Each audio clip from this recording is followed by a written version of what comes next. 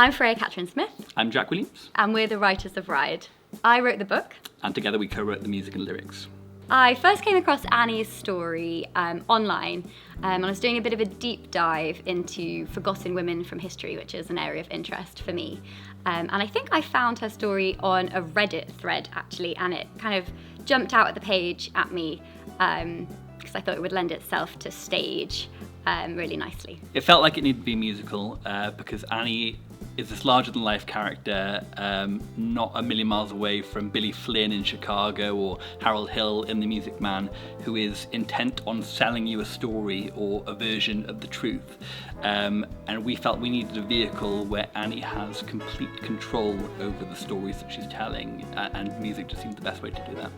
What was our process for writing? Well, I think one of the first things we realised, having sort of started with this sort of cycling journey, we realised that the stakes wouldn't be high enough because we already knew that she was going to complete this cycle.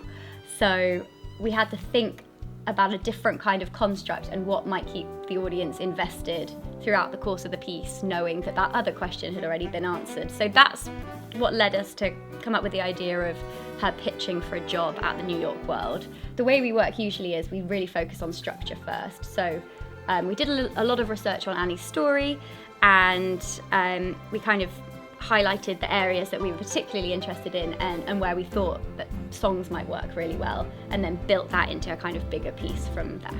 So the first iteration of the show was a 20-minute one-woman musical which had 4 songs in it, all of which are still in the show today, but in a slightly different format. So we had Ride as the opener, The Wager, which sets up the journey and the bet, Across America, where we see Annie leaving Boston and beginning her journey, and Out of Time, which is currently a song sung by Martha in the current version of the show, but in this version was sung by Annie to kind of recap the whole journey because we had such a short amount of time to relay it in. Off the back of that, we realised that a kind of one-woman show didn't really achieve what we wanted it to, in the sense that the kind of more fascinating, well, not more fascinating, but equally fascinating parts of Annie and her kind of backstory and her history, we weren't able to really look at because she would never kind of share those things and those elements of herself kind of voluntarily. So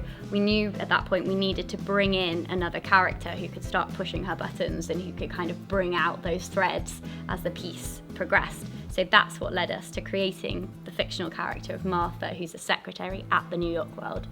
And so we built a 1-hour version of the show, and that was put on at Vault Festival. And how many songs are in that? 10 songs in that. And that's where it was unfortunately picked up by some producers and allowed us to develop it more and helped it to become the piece it is today. And what happened after that Vault production? Then the pandemic happened, Yeah. and we were busily kind of scribbling new songs down and thinking of plans for development, and we were then able to turn the 2020 version, which was 1 hour in length, into a 90-minute version, which we workshopped at the Garrick Theatre in London for 2 performances. So we added 2 songs, a new opener and a new piece developing the relationship with Fred Rose, it's the character that Martha plays in the piece, and we had more time to let certain moments breathe and sit a little better, I think, rather than the Vault version where we had to rush through everything as quickly as possible due to time limitations. And then since then we've had productions in 2022 at Charing Cross Theatre and 2023 at Southwark Playhouse and also Leicester Curve. And yeah, it's kind of just been growing and growing since then. And then here at the Old Globe, this is the biggest space and the biggest kind of theatre capacity that we've worked with for the show, and so it's really enabled us to do some fun and bigger things with it.